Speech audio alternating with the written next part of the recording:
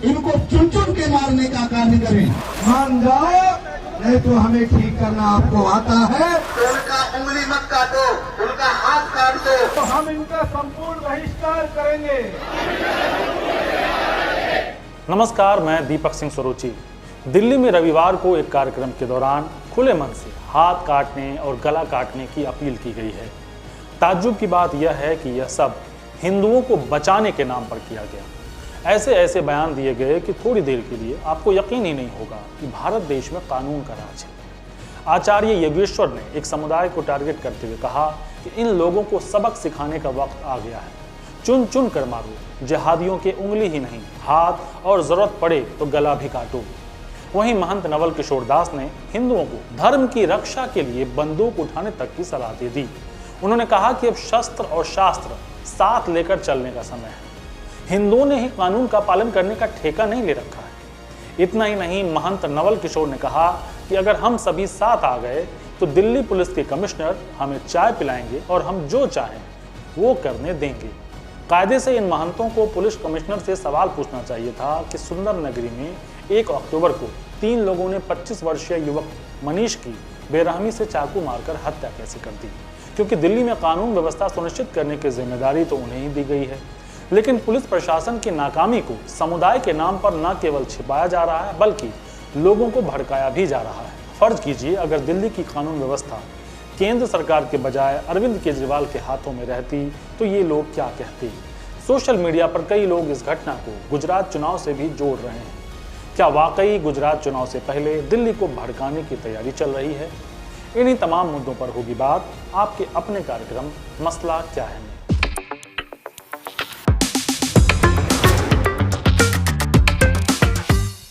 दिल्ली में रविवार को विश्व हिंदू परिषद ने विराट हिंदू सभा नाम से एक कार्यक्रम का आयोजन किया था। यह कार्यक्रम उत्तर पूर्वी दिल्ली के सुंदर नगरी में एक हिंदू युवक की हत्या के विरोध में रखा गया था। इस दौरान पुलिस की मौजूदगी में मंच से कथित धर्म गुरुओं ने जो कुछ कहा वह न केवल शर्मनाक है बल्कि अलोकतांत्रिक भी है। आचार्य योगेश्वर ने अपने संबोधन में एक समुदाय को टारगेट करते हुए कहा कि इन लोगों को सबक सिखाने का वक्त आ गया है। अगर ऐसे लोग हमारे मंदिरों को उंगली दिखाएं तो उनकी उंगली मत काटो, उनका हाथ काटो। एक बार यह बयान सुन लीजिए। हमारे मंदिरों को, हमारे मठों को, हमारे हिंदू परिवार के भाइयों को, बहनों को अगर कहीं भी उंगली दिखाए तो उनका उंगली मत काटो, उनका हाथ काट दो। अगर जरूरत पड़े तो उनका गला भी काटने के लिए पीछे मत हटो। इतना ही नहीं, बाद में आचार्य योगेश्वर ने इंडिया टीवी से बात करते हुए कहा कि वह अपने बयान पर कायम हैं और अगर सरकार उनकी मांग नहीं सुनती है तो हम हिंदू भाइयों को उनको चुन चुन कर मारना होगा। आपको यह बयान तालिबानी लग सकता है, लेकिन रविवार को यह सब विश्व गुरु भारत की राजधानी दिल्ली में बोला जा रहा था। अब 2 और बयान सुन लीजिए। किसने क्या कहा यह महत्वपूर्ण नहीं है, महत्वपूर्ण यह है कि क्या कहा गया और किस मंच से कहा गया। स्क्रीन पर 2 तस्वीरें देखिए, बारी बारी से दोनों को सुनिए। करने की कोशिश किया तो आपकी एक मदरसा और एक भी मस्जिद नहीं बचेगा। करोड़ों लोग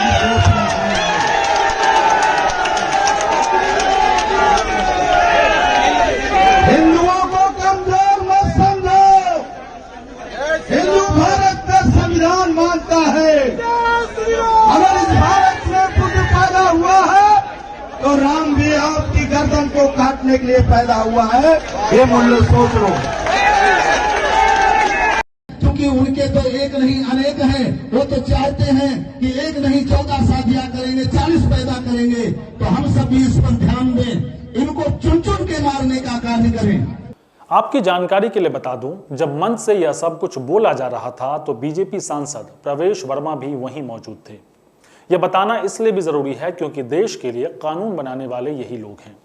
अब जरा सांसद साहब को भी सुन लीजिए। वह कह रहे हैं कि हम इनका संपूर्ण बहिष्कार करेंगे, हम इनकी दुकानों रेहड़ियों से कोई सामान नहीं खरीदेंगे, हम इनको कोई मजदूरी भी नहीं देंगे। पहले एक बार वह बयान सुन लीजिए और तय कीजिए कि यह किसके बहिष्कार करने की बात कर रहे हैं।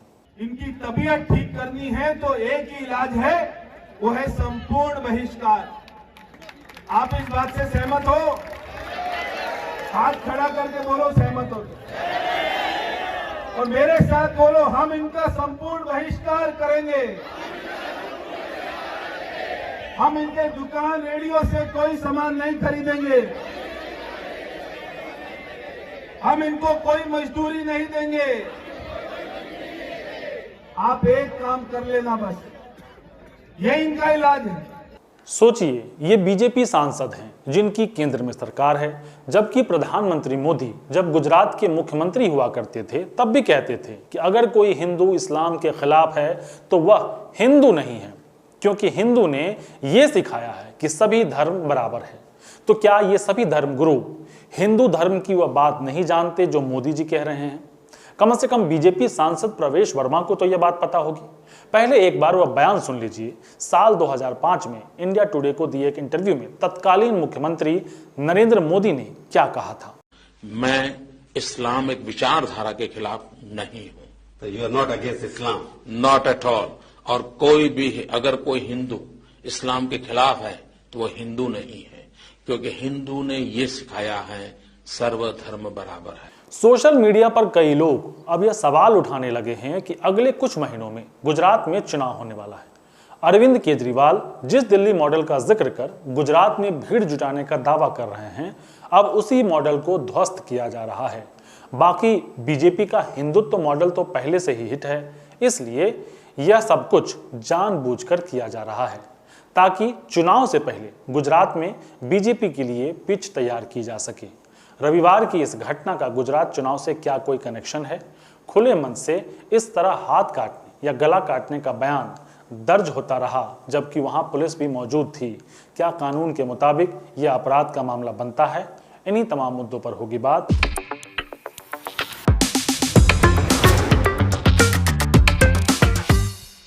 हमारे साथ बातचीत करने के लिए जुड़ गए हैं वरिष्ठ पत्रकार डॉक्टर संजीव सिंह। सर, हमारे कार्यक्रम में आपका बहुत स्वागत है। सबसे पहला सवाल आपसे ये है कि कल आपने रविवार को सुना होगा बयान जो हिंदू विराट सभा के नाम पे एक कार्यक्रम बुलाया गया और उस कार्यक्रम में कई सारे धर्मगुरु थे जिन्होंने हाथ काटने और गला काटने की बात कही। इतना ही नहीं, वहाँ जो सांसद मौजूद थे प्रवेश वर्मा, उन्होंने कहा कि एक समुदाय को बहिष्कार कीजिए, उनके रेहड़ी पटरी पे जो भी सामान है वो सामान मत खरीदिए उनसे, और मजदूरी करवाते हो तो उनको पैसे मत दीजिए। क्या इस तरह की बयानबाजी अपराध की श्रेणी में आती है? अगर आती है तो किस तरह की कार्रवाई होनी चाहिए? देखिए दीपक, ये बड़ा ही ये प्रश्न बड़ा ही सीरियस है, क्योंकि इस तरह के मामले पहले भी हो चुके हैं।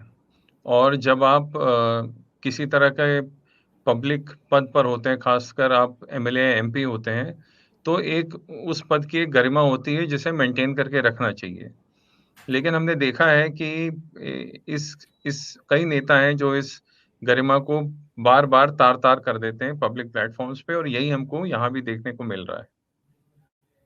प्रॉब्लम क्या होती है कि आम आदमी जो है इस तरह की चीजों के खिलाफ आवाज नहीं उठाते हैं। ये केवल इलेक्शन टाइम में हम देखते हैं कि नेता जब कोई भाषण देते हैं तो कोई आदमी इसके खिलाफ आपत्ति उठाता है या कोर्ट चला जाता है, या उस वक्त इलेक्शन कमीशन पूरे मामले की को देख रहा होता है, इसीलिए उनके खिलाफ कार्रवाई होती है। जिस तरह का भाषण दिया गया है, जो वहां पर भाजपा के विधायक ने बोला, फिर भाजपा के सांसद ने बोला, ये भाषा उस पद की गरिमा के बिल्कुल लायक नहीं है। और हमें चाहिए कि एज कंसर्न सिटीजन्स हमें इसकी आवाज उठानी चाहिए और किसी को कम से कम कोर्ट का दरवाजा खटखटाना चाहिए और बोलना चाहिए कि आखिर ये हो क्या रहा है। अगर इस तरह की भाषा का प्रयोग सार्वजनिक मंच से होगा तो क्या मैसेज देने की कोशिश कर रहे हैं? और ऐसा नहीं है कि ये पहली बार हो रहा है। दिल्ली या दिल्ली के आसपास के इलाकों में इस तरह पहले भी कई तरह की कोशिशें की गई हैं, लेकिन वो अपने उसका कोई लॉजिकल अंत नहीं पहुंच पाए। ये हम लोगों के लिए अच्छी बात रही।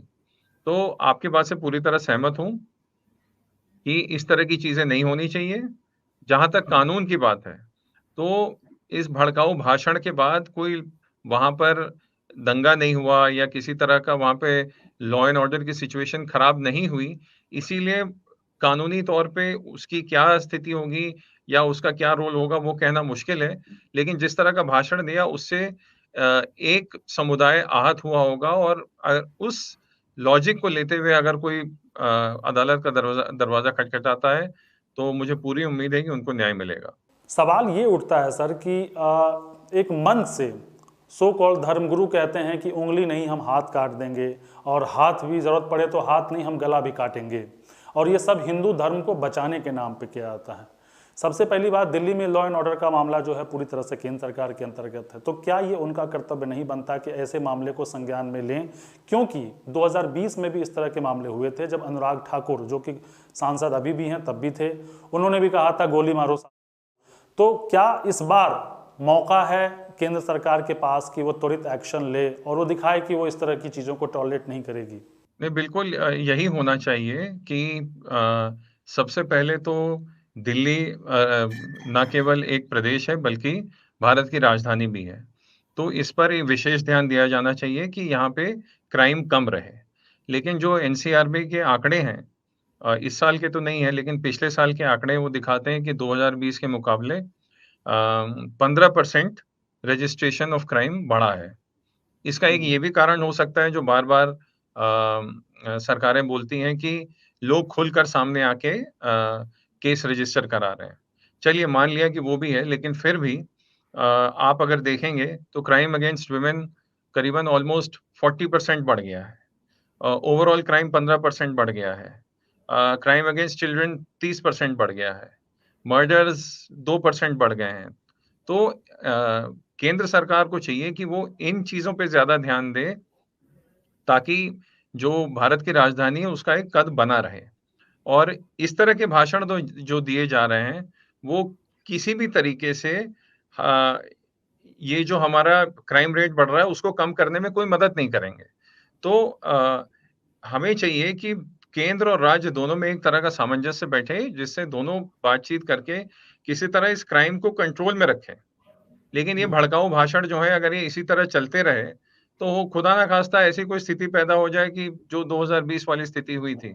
तीसरा सवाल ये उठता है सर कि जिस मनीष की हत्या को लेकर ये पूरा कार्यक्रम किया गया था, क्या उसकी हत्या के लिए प्रशासन जिम्मेदार नहीं है? जी बिल्कुल, देखिए ये इस तरह की घटनाएं, ऐसा तो है नहीं कि दिल्ली में पहली बार हुआ है, घटनाएं होती रहती हैं, लेकिन इसका मतलब ये नहीं है कि अगर घटना पहले भी हुई तो ये घटना हो गई तो इट्स ओके।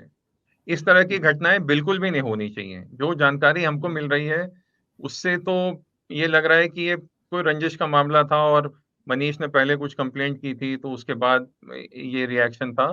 तो ये एक रंजिश का मामला लग रहा है, लेकिन फिर भी सरेआम जिस तरीके से धार्मिक लाभ लिए जाने की कोशिश की जा रही है। एक सवाल और भी है सर कि सोशल मीडिया पे मैं कई लोगों को सुन रहा था, मतलब देख रहा था, वो कमेंट करते हुए लिख रहे थे कि चूंकि गुजरात में चुनाव आने वाला है और ये जो दिल्ली मॉडल का नाम ले लेके अरविंद केजरीवाल वहाँ पे रैलियों को संबोधित कर रहे हैं, भीड़ जुटा रहे हैं, ये उसी दिल्ली मॉडल को ध्वस्त करने की तैयारी। क्या आपको लगता है कि ये इसीलिए किया जा रहा है क्योंकि गुजरात में चुनाव है? पूरी तरह से तो नहीं, लेकिन हाँ एक कारण हो सकता है, क्योंकि आप देखिए कि केवल गुजरात में ही नहीं चुनाव है, हिमाचल में भी उसके बाद चुनाव है और वहां भी कहा जा रहा है कि आम आदमी पार्टी की स्थिति थोड़ी बेहतर है। तो जिस तरीके से अरविंद केजरीवाल ने खुलेआम चैलेंज दिया है बीजेपी को गुजरात में, उससे पार्टी में थोड़ा बहुत संशय तो है, थोड़ा उनको अपनी स्ट्रैटेजी चेंज करनी पड़ रही है, क्योंकि अभी तक तो लग रहा था कि उनको केवल कांग्रेस से लड़ना है, लेकिन जिस तरह से आम आदमी पार्टी ने अभी हालिया जो चुनाव हुए थे, म्युनिसिपल इलेक्शन सूरत में हुए चाहे गांधीनगर में हुए हो, वहां हमने देखा कि आम आदमी पार्टी का प्रदर्शन अच्छा था। तो ये एक कारण हो सकता है कि किसी तरह से अगर Modi model versus Kejriwal model, दो आइडियोलॉजी की फाइट है, दो मॉडल्स की फाइट है, अगर एक मॉडल को नीचे दिखा दिया जाए तो उसका राजनीतिक फायदा मिल सकता है। तो बिल्कुल ये कारण हो सकता है, इसीलिए दिल्ली में अरविंद केजरीवाल सरकार और दिल्ली पुलिस को ज्यादा सावधान रहना पड़ेगा कि इस तरह के जो भड़काऊ भाषण होते हैं उन पे तुरंत एक्शन लिया जाए और जहां लाठी से काम चल जाए वहां पे पुलिस को गोली चलाने की जरूरत ना पड़े। अब ये मैं कुछ चीजें दर्शकों पर भी छोड़ना चाहूंगा कि आप खुद भी समझिए कि जब भी चुनाव आता है तो इस तरह की बयानबाजी क्यों बढ़ जाती है। आपको याद कीजिए, प्रवेश वर्मा इससे पहले भी बोले थे, उनके खिलाफ कोई कार्रवाई नहीं हुई थी। अनुराग ठाकुर, ये चूंकि सांसद हैं और इस तरह के लोग जब बोलते हैं तो समाज पर उसका बुरा असर पड़ता है। ऐसे में बतौर दर्शक आपके लिए समझना ज़रूरी है कि ये किस समय पर किस तरह के बयान दिए जा रहे हैं और इसका फायदा किसको मिल रहा है। संभवतः जैसा कि डॉक्टर संजीव सिंह ने भी कहा कि ये गुजरात चुनाव में फायदा लेने की एक कोशिश हो सकती है, क्योंकि हिंदुत्व का मुद्दा बीजेपी के लिए हमेशा अच्छा रहा है, उसके परिणाम उनको अच्छे मिलते रहे। आप हमारे साथ बातचीत के लिए जुड़े, इतनी अच्छी जानकारी दी, इसके लिए बहुत बहुत शुक्रिया, धन्यवाद, नमस्कार। Thank you.